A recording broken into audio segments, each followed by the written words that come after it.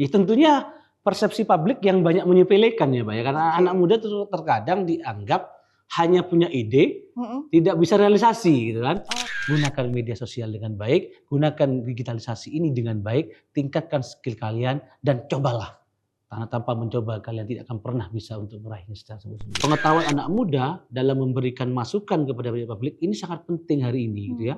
Karena ini bagian dari bagaimana mengontrol pejabat publik yang dia inginkan gitu ya, yang dia dukung selama ini. Nah, kuncinya anak muda jangan pernah takut untuk mencoba dan bersaing.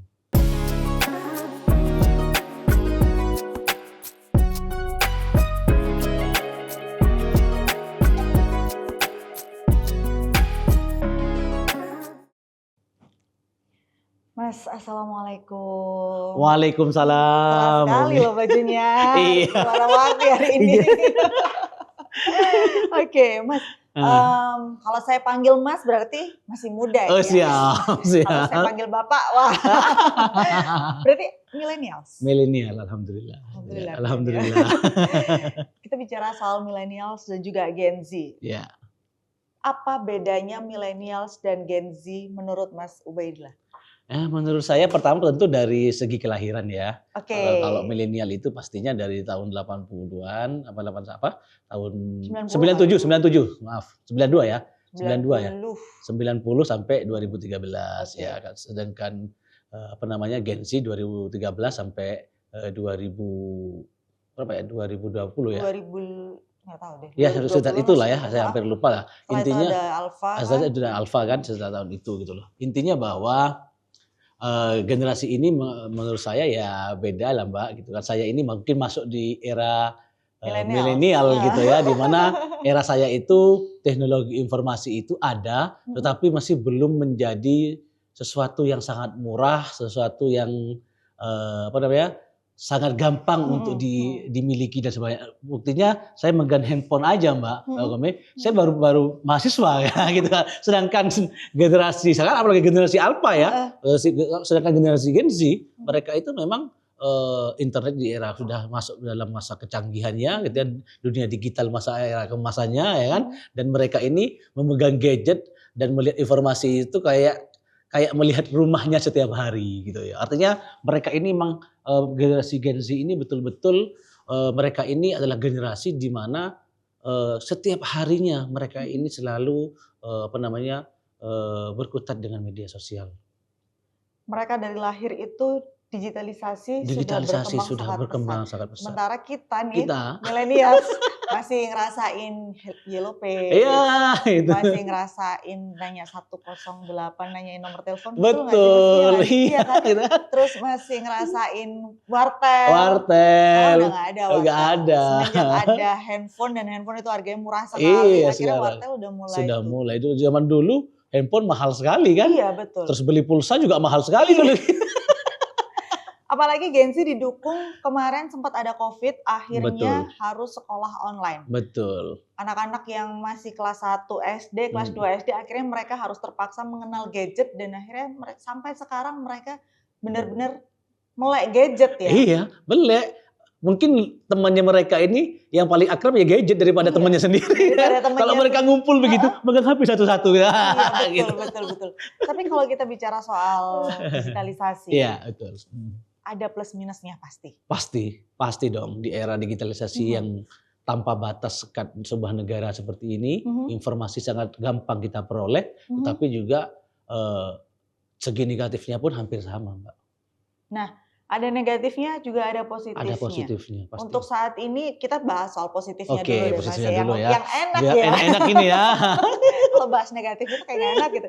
Positifnya adalah akhirnya banyak UMKM, pelaku usaha apapun itu, bisa akhirnya go nasional, go internasional ya. Betul, bisa memperluas pasar mereka. Betul. Kalau dulu jualan, mungkin orang tua kita ya, jualan itu ya sudah pasarnya hanya lingkungan sekitarnya aja. Tapi kalau sekarang orang jualan itu wah luar biasa. Jualan di Surabaya aja kirimnya bisa seluruh Indonesia. Betul. Dulu susah banget kan Mas untuk susah banget gitu barang kan? Dari luar daerah kita gitu. Tapi negatifnya salah satunya adalah filter dari digitalisasi ini yang sangat minim. Betul.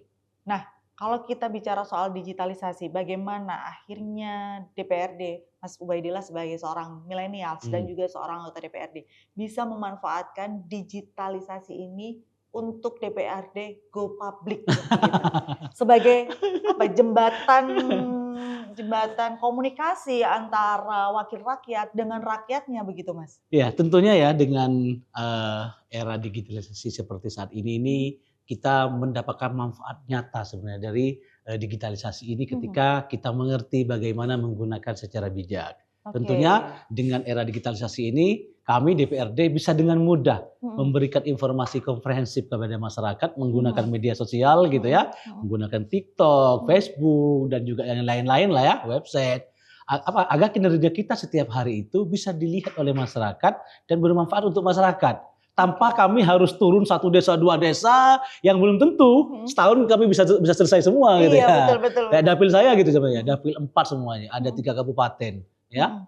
Kalau saya turun setiap hari nggak mungkin Mbak gitu kan, apalagi juga yang lihat, yang datang, yang tertarik dengan anggota DPR itu berapa sih gitu kan. Tetapi dengan media digital hari ini tentunya kita harus beradaptasi dengan baik. Dan ini dijadikan sebagai kesempatan untuk membuat program-program yang sekiranya bisa nyampe kepada masyarakat dengan cepat, tapi juga bermanfaat kepada masyarakat.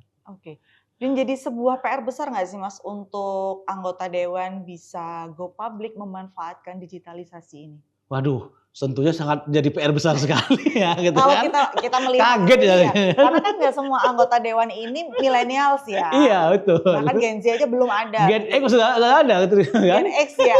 Tidak semua anggota dewan ini millennials, apalagi yang millennials aja belum tentu bisa go public. Betul. Belum tentu bisa memanfaatkan digitalisasi ini dengan baik dan benar. Kalau udah ketemu sama orang introvert, saya nggak bisa ngomong nih, saya nggak pede depan kamera dan lain sebagainya. Selesai. Iya. Nah, masalahnya di DPRD provinsi ini kan tidak semuanya milenial. Betul. Tetapi gimana? Ya tetapi ini harus menjadi pengetahuan bersama. Tentunya kami butuh peran media untuk memberikan dukungan nih kepada teman-teman saya yang mungkin belum begitu aware dalam memanfaatkan media sosial gitu. Karena apa? Karena media sosial ini sebenarnya seperti yang kami katakan bahwa ini manfaat sekali sebenarnya bagi kinerja kita sebagai anggota DPR gitu loh ya. Harusnya ini dimanfaatkan dengan baik gitu loh. Karena apa? Agar program-program pemerintah Provinsi Jawa Timur itu bisa dengan cepat dilihat oleh masyarakat, dinilai oleh masyarakat dan juga bagaimana DPR itu bisa menyerap masyarakat.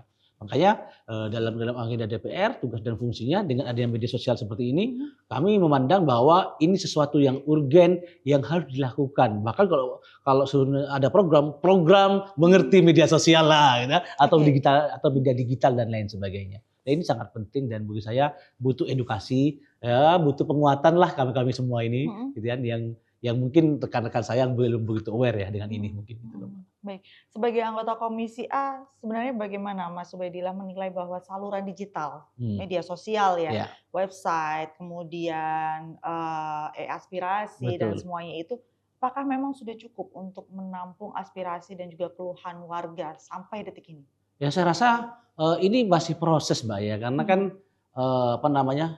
di era saya ini gitu ya, tentunya kebutuhan akan media sosial, media digital ya, digital ini sangat penting dalam tadi bagaimana kita menyerap aspirasi kepada masyarakat gitu ya. Kan masyarakat kalau harus mau ketemu dengan saya itu kan kesusahan Mbak. Iya, betul. Kadang-kadang saya ada di mana, masyarakat di mana. Tapi ketika saya tampil di salah satu stasiun televisi atau tampil dimanapun, masyarakat bisa dengan mudah ngopen di sana gitu ya, berkomentar di sana gitu loh ya, memberikan masukan kepada saya. Dan itu saya rasa sesuatu yang memang harus kita tingkatkan di DPR ini dan di pemerintah Provinsi Jawa Timur. Makanya kebetulan Mbak, mitra kerja saya itu Dinas Kominfo yang berkaitan dengan bagaimana kita juga bisa bijak dalam literasi media sosial ini. Karena apa? Media sosial juga butuh literasi gitu ya. Iya, betul. Tanpa literasi maka kita bisa kebablasan ini, betul, gitu kan? Betul. Karena tadi ada manfaat dan ada manfaat positif dan negatifnya. Tapi yang kita inginkan dari media sosial tentu positifnya kan begitu. Salah satunya adalah dengan cara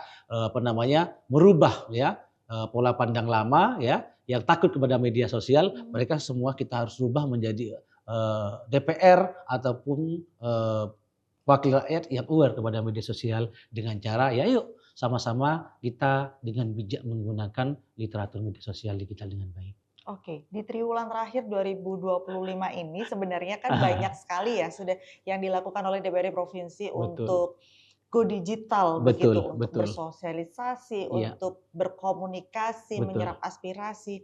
Dari pandangan Mas Ubaidillah di triwulan terakhir ini bagaimana masyarakat menanggapi bahwa DPRD ini sudah berusaha untuk go digital dan untuk lebih dekat dengan masyarakat lewat digitalisasi?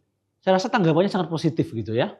Dan kelihatan sekali kalau saya serap aspirasi begitu, baik itu menggunakan live TikTok atau apa gitu. Kadang-kadang saya iseng-iseng di Facebook gitu kan. Banyak komentar positifnya gitu ya. Saya senang sekali bisa berjumpa dengan Pak Ubaid di media sosial gitu kan. Yang gambarnya ada di Bondowoso di mana gitu kan. Artinya dia itu tahu saya gitu kan. Gambarnya aja. Gambar-gambar saya gitu ya. Foto-foto saya gitu ya. Sehingga dengan begitu kan saya juga senang, oh ternyata masyarakat juga mempunyai perhatian yang besar terhadap kinerja kita sebagai wakil rakyat, sebagai bagian dari aspirasi rakyat. Tentunya dengan era seperti ini harus kita manfaatkan kan, dan saya rasa hal positif masih sangat besar ya, masyarakat menilai kita dengan terbuka di media sosial, karena mereka dengan mudah bisa memberikan kritikan dan juga masukan kepada kita. Yang selama ini menjadi unek-unek masyarakat itu kan susah banget sih nih komunikasi sama wakil rakyat. Iya begitu. Betul gitu mau demo itu juga belum tentu ditemuin gitu belum tentu ditemuin gitu ya. Nggak demo ini gimana cara yang ngomong gitu. Tapi kalau sekarang berarti masyarakat bisa lebih mudah mudah untuk gitu menyampaikan aspirasinya, asalkan memang juga masih dalam tahap sopan betul. Meskipun ini mention di Instagram, di Facebook atau dimanapun tetap harus sopan begitu. Nah, baik, di tahun 2025 ini kan pemerintah provinsi melalui Dinas Kominfo Jatim Mas gencar melakukan pelatihan literasi digital dan juga sosial media bagi warga. Bagaimana Komisi A ini mendorong agar literasi digital semacam ini tuh tidak hanya teori, tapi mendorong warga benar-benar bisa cek fakta begitu ya, janji politik dan regulasi yang ada di DPR ini sebelum akhirnya terpilih menjadi wakil rakyat itu kan pasti banyak janji politik. Gimana ini Mas? Ya sebenarnya itu bagian dari checks and balance ya, bagaimana kita itu sebagai pejabat publik tentunya kita harus bertanggung jawab dengan apa yang kita janjikan seperti itu. Walaupun semua yang kita janjikan belum tentu itu berhasil. Tetapi kan yang saya lihat gitu ya, bukan terkait dengan berhasil yang tidak berhasilnya, tetapi masyarakat tahu saja apa yang saya lakukan, itu bagi saya udah bagian yang sangat bagus gitu loh. Artinya kalau berhasil itu bonus Mbak, gitu ya. Iya, berhasil itu bonus. Kalau nggak berhasil ya mungkin kita perjuangkan di tahun berikutnya kan begitu. Semuanya terkait dengan anggaran, kesehatan mungkin masih dirasa kurang. Kita perjuangkan anggaran yang berpihak kepada masyarakat.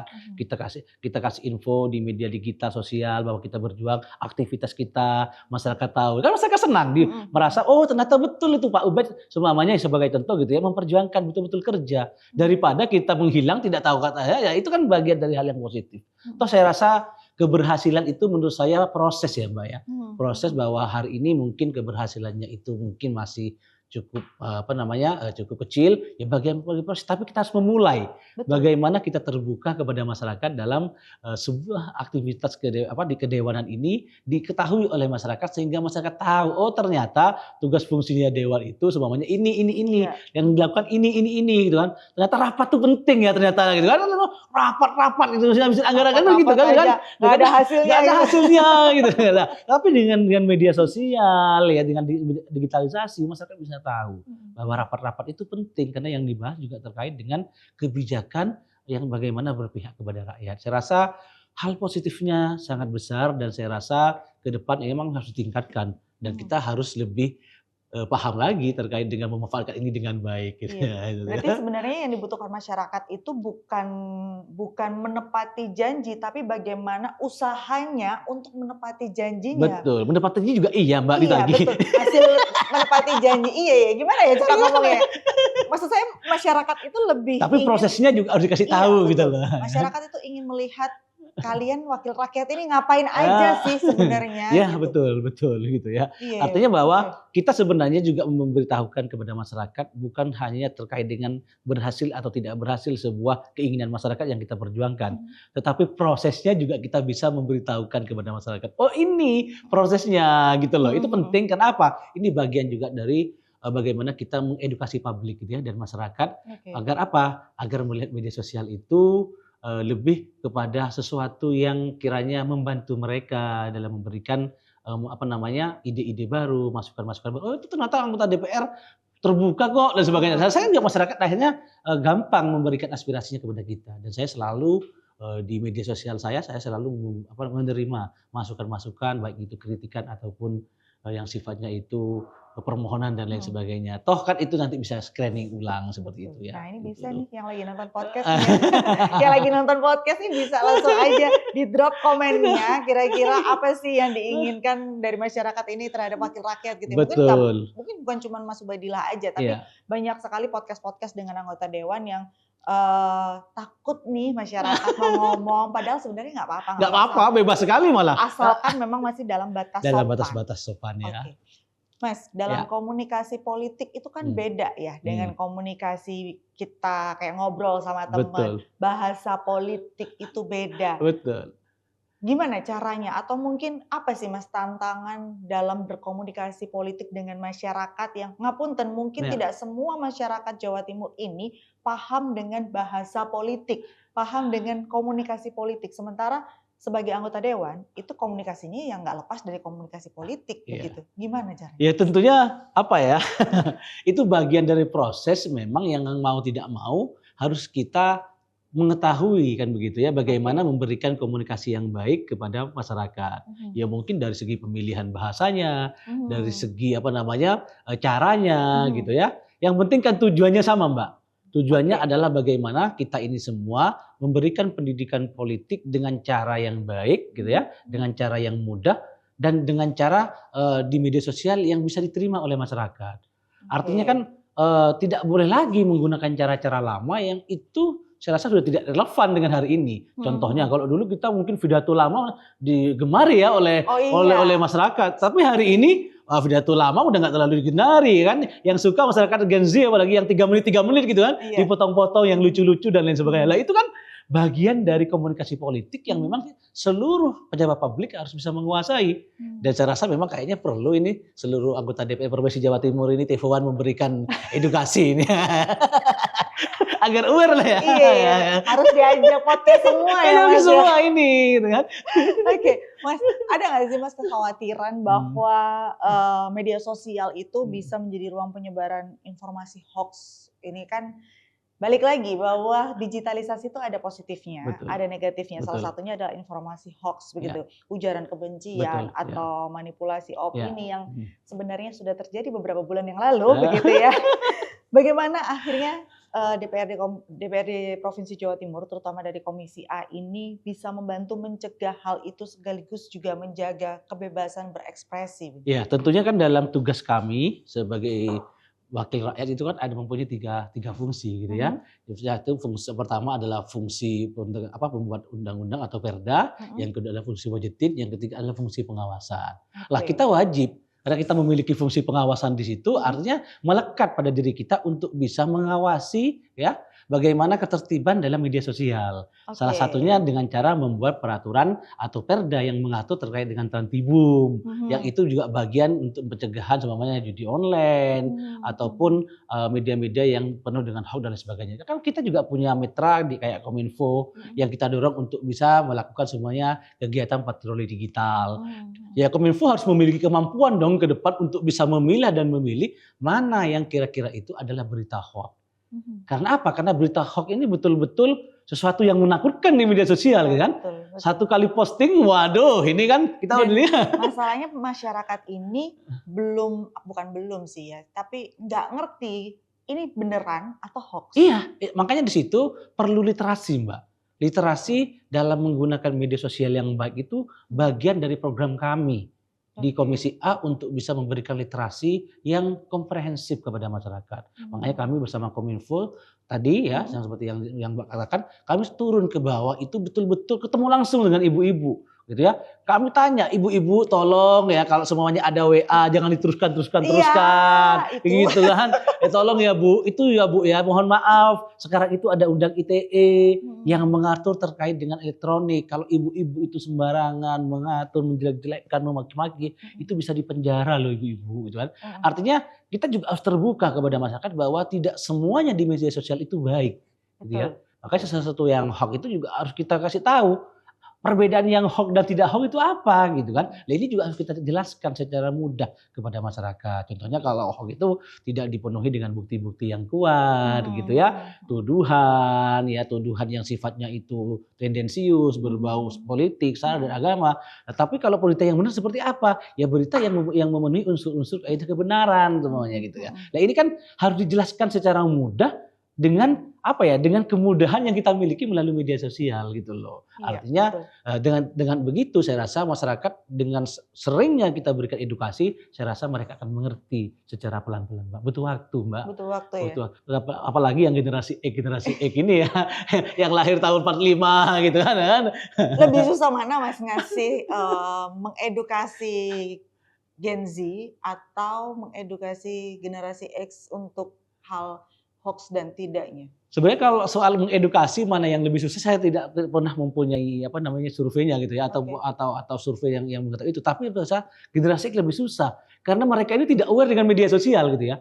Tetapi kalau terkait dengan kalau edukasinya ya, tapi kalau terkait dengan mencegahnya, generasi Z ini lebih susah, Mbak, karena mereka ini menguasai media sosial.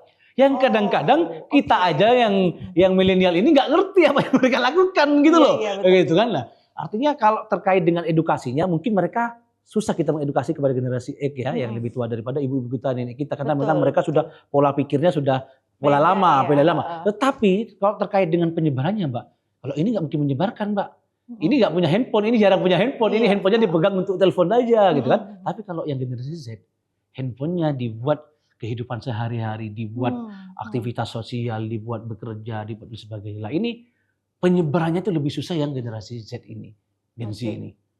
Mencegah penyebarannya. Tapi kalau ngasih infonya susah yang ini ya gitu. Gitu. Sejauh mana saat ini komisi atau DPRD provinsi dan juga pemerintah dan mungkin dinas terkait untuk melakukan pencegahan penyebarluasan berita hoax? Iya, tentunya kami hari ini sedang menginisiasi revisi Perda nomor 1 tahun 2020 tentang Tribun. Kita memasukkan di dalamnya itu terkait dengan bagaimana melindungi masyarakat dari hoax dan dan fitnah dan lain sebagainya itu. Lah ini perdanya sedang kami inisiasi hari ini. Mudah-mudahan nanti perda ini kalau sudah jadi ya, ini dalam proses kami di Komisi A. Mudah-mudahan ini bisa nanti memayungi sebagai payung hukum dan memberikan memberikan perlindungan kepada masyarakat, terutama daripada penggunaan media sosial dan teknologi ini. Lah kami mungkin ke depan akan butuh masukan-masukan dari masyarakat gitu ya, bagaimana hari ini itu informasi hoax ya, pinjol, judi online, ya itu kan sebenarnya bagian dari kecanggihan media digital kan. Dulu nggak ada, Mbak, orang minjem di pinjol tuh nggak ada. Nggak ada pinjol, kan? Pinjemnya harus di arisan. Orang kalau mau minjem ya harus bertatap muka seperti ini. Tetapi hari ini orang bisa minjem ya tanpa sepengetahuan orang tuanya, dia pinjam di pinjol-pinjol, tiba-tiba hutangnya sudah menumpuk dan lain sebagainya. Dan bahkan itu banyak ya yang mengakibatkan bunuh diri, stres dan lain sebagainya. Lah, kita ingin melindungi itu dari perlindungan kebijakan peraturan daerah. Nah, seperti itu. Berarti dari perda ini nanti siapa yang akan dilindungi? Para korbannya ini tadi? Iya, tentunya kita melindungi masyarakat secara umum gitu ya. Artinya agar tidak terjadi korban yang semakin banyak gitu ya. Ya tentunya perlindungannya apa? Dari bagaimana Kominfo ataupun dinas terkait bisa melakukan patroli digital tadi gitu ya. Sekiranya ini membahayakan sensor gitu ya. Tetapi sensornya pun tidak sembarangan gitu ya. Kan bisa bekerjasama dengan Komdigi dan lain sebagainya. Tapi yang lebih penting bagi saya adalah bagaimana pengetahuan masyarakat terkait dengan penggunaan media digital ya, ini lebih baik di masa-masa yang akan datang. Artinya bijak dalam menggunakan. Kalau tahu sudah tahu semua ini, Mbak. Betul. Tetapi bijak itu yang hari ini mau kita dengungkan, bagaimana bijak dalam menggunakan media sosial. Itu loh. Karena apa? Karena ya media digital ini, Mbak, kalau tidak bijak maka ini lebih parah daripada kita bertengkar berdua, Mbak. Oh iya. Gitu loh kan. Nah, ini parahnya ini kita yang marah pada seseorang tapi marahnya se-Indonesia gitu kan. Ya kan sudah banyak kemarin ya. Orang hilang timber aja ya kan gitu-gitu kan. Kan bisa menghilangkan pekerjaan orang lain loh gitu kan. Akhirnya dimarahin seluruh masyarakat di Indonesia dan kan kasihan kan gitu. Itu kan menurut saya butuh literasi agar kita lebih hati-hati dalam menggunakan media sosial gitu ya. Termasuk kami DPRD. Iya. Harusnya ya wakil rakyatnya ini bisa memberi contoh gitu loh. Ya kan ya bulan-bulan November dulu kan ada di Jakarta ya. Rame-rame itu kan. Nah itu kan gara-gara ini juga ini. Kayaknya semua deh coba deh latihan begini semua. Harus ya. Ini catatan penting bagi seluruh anggota Dewan DPRD Provinsi Jawa Timur harus belajar begitu ya Mas ya. Edukasi melalui digital begitu. Mas, kalau kita bicara soal regulasi, perda dan lain sebagainya, bagaimana sih Mas sebenarnya para generasi muda ini terutama memverifikasi janji politik atau regulasi-regulasi perda-perda yang sudah dibentuk oleh DPRD sendiri untuk membandingkannya dan capaian real di lapangan gitu. Kalau perda-perda ini kan pasti banyak banget sebenarnya yang sudah dibentuk. Tapi bagaimana akhirnya kita masyarakat ini bisa memverifikasi bahwa oh ternyata perda ini sudah berjalan sesuai dengan apa yang dijanjikan begitu. Tentunya kan tolak ukurnya kan perda ini dinikmati atau dirasakan oleh masyarakat. Kan begitu, undang-undang, perda atau apapun namanya, kan pada intinya apakah ini dirasakan manfaatnya masyarakat atau tidak. Kan itu sebenarnya tujuannya. Nah dengan media digital kita kan dengan mudah Mbak. Contohnya kita membuat polling ya terkait dengan perda yang kita inisiasi terkait dengan pelarangan sound horex umpamanya. Nah ini perda ini mau kita teruskan dengan melarang saja atau dengan aturan-aturan yang lain. Contohnya apakah sound horex itu wajib kita larang? Toh ini juga bagian dari kesenian loh Mbak. Di beberapa daerah juga ini bagian dari kesenian. Lah, mengganggu masyarakat itu kalau volumenya berlebihan. Kalau volumenya kita atur sesuai dengan standar semuanya ya. Contohnya hanya 60 desabel. Yang itu masih diperbolehkan oleh Kemenkes. Berarti kan tidak masalah gitu ya. Dan orang yang hidup dengan sound horex ini juga bagian dari orang yang mencari nafkah di situ juga gitu loh. Artinya peraturan itu akan lebih mudah capaian dan tujuannya kalau seumpamanya media sosial ini atau media digital ini kita gunakan secara baik. Nah, gitu kan? Pertemuan tetap kita lakukan, ukuran surveinya kita lakukan, tetapi tanggapan masyarakat seperti apa sih? Ini penting gitu ya. Karena ketika masyarakat positif ya sudah berarti benar gitu loh. Artinya perda yang kita buat ini memang betul-betul dibutuhkan oleh masyarakat. Tapi kalau banyak yang menentang, ya berarti salah gitu ya. Walaupun tidak semudah itu. Kita harus melakukan kompilasi ya seperti itu. Artinya sebuah peraturan itu akan kita ukur capaiannya, akan evaluasi ketika itu sudah ada penilaian yang begitu banyak dari masyarakat seperti itu. Oke, baik. Apakah Komisi A nantinya atau DPRD provinsi ini saat ini atau mungkin nanti berencana begitu Mas, rencana konkret membuat dashboard janji dan juga capaian legislatif, semacam tracker publik begitu ya, supaya warga ini bisa benar-benar melihat progresnya setiap janji-janji politik yang sudah dibuat oleh wakil rakyatnya ini. Gimana Mas? Saya rasa itu kewajiban ya.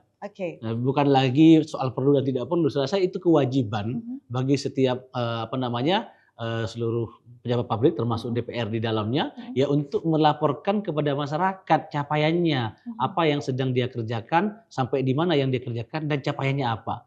Ya tidak harus menunggu dashboard, ya kalau bisa ya buat sendiri dashboardnya ya. Dan saya rasa standar itu memang harus kita buatkan. Ya syukur-syukur kalau seumpamanya itu difasilitasi oleh institusi yang dia menaungi ya. Kalau di kita mungkin dari Sekwan gitu ya, dari Pemerintah Provinsi Jawa Timur. Saya rasa itu sangat penting sekali ya Mbak ya. Karena apa? Ya ukuran dari pejabat itu bisa diterima oleh masyarakat kinerjanya ya kan, saya rasa dengan membuat dashboard yang secara terbuka siapa sih sebenarnya mereka gitu, agar masyarakat agar masyarakat bisa menilai ya ke depan mereka masih melanjutkan dukungannya atau tidak. Saya rasa itu kan bagian dari masyarakat. Toh kita ini kan pelayanan masyarakat Mbak. Iya gitu, betul. Kan? Jadi sebenarnya anggota-anggota DPR ini kan sebenarnya pelayan masyarakat gitu ya. Jadi tuannya itu adalah rakyat, jangan dirubah gitu loh. Ini nih. Saya sadar nggak Mas semuanya kayak gitu? Itu pertanyaannya, sadar nggak semuanya kayak gitu? Insya Allah sadar lah. Insya Allah ya. Oke. Sebagai politisi muda, sebagai generasi milenial yang saat ini sudah menjadi anggota dewan, sebenarnya gak gampang sih Mas. Jujur saya sebagai milenial juga, ini saya pengen tanya dulu deh, kenapa dulu akhirnya pingin atau memutuskan untuk jadi anggota DPR? Waduh, ayo. ini yang jujur apa yang gak jujur ini? Jujur dong. Ya, gini Mbak, saya ini kan tentunya saya ini karena saya ini lahir dari keluarga yang yang biasa-biasa saja gitu ya, bukan dari tokoh masyarakat, ada orang yang berkecukupan. Tentunya saya kan pingin bagaimana ke depan itu ketika saya selesai kuliah, saya itu bisa membantu perekonomian keluarga kan begitu.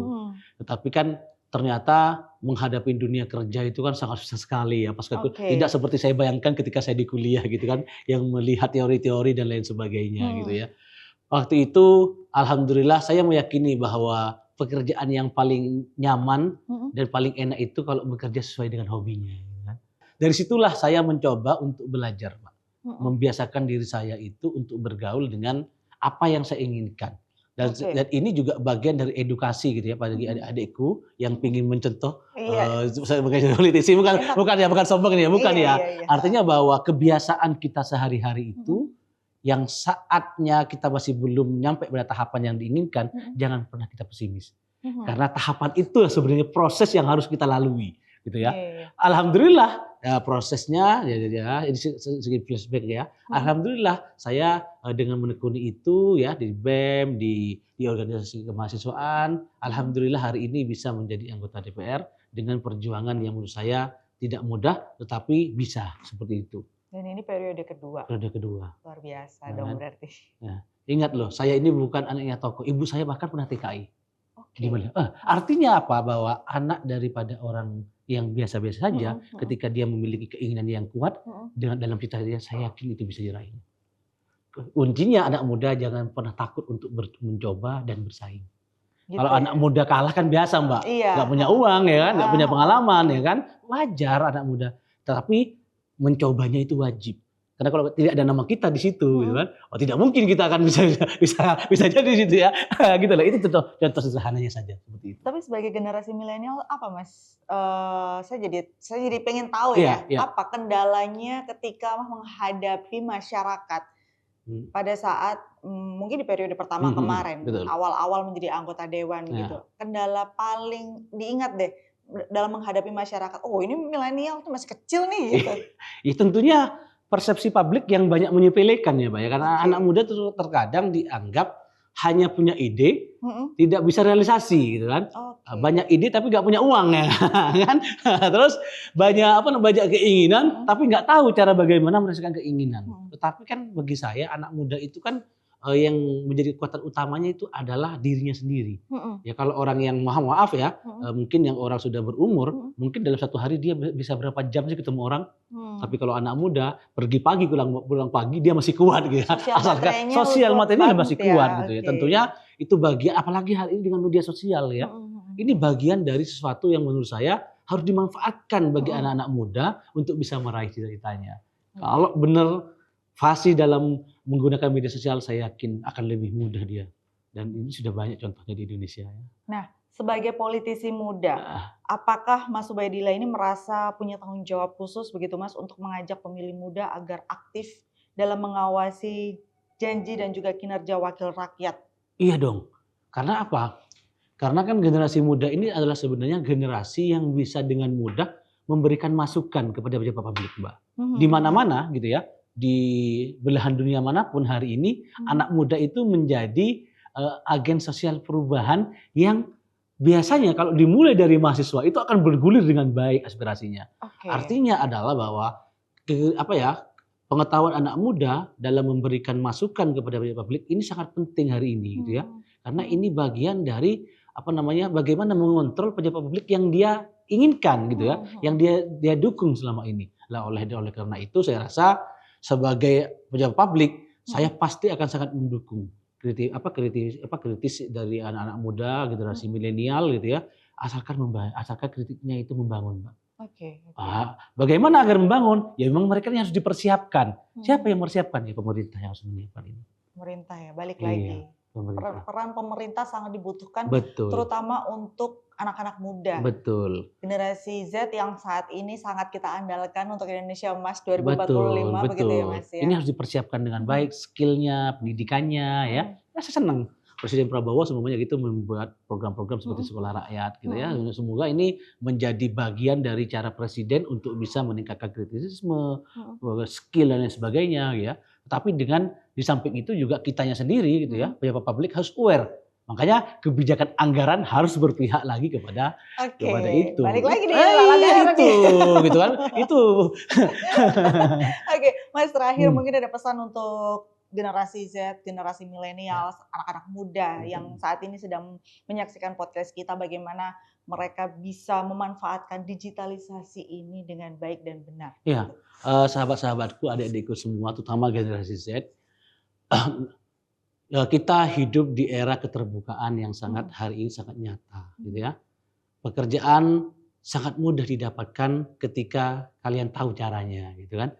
Hari ini media digital memberitahu kita bagaimana cara bekerja dengan baik, berprestasi dengan baik, gitu ya, bahkan menghasilkan sesuatu yang baik. Intinya adalah karena kalian hari ini menguasai media digital itu, fungsikanlah dengan baik. Jadikan media digital yang selama ini hanya have fun, menjadi produktif dan ilmu pengetahuan, penguatan skill dan lain sebagainya. Oleh karena itu, yuk gunakan media sosial dengan baik, gunakan digitalisasi ini dengan baik, tingkatkan skill kalian dan cobalah.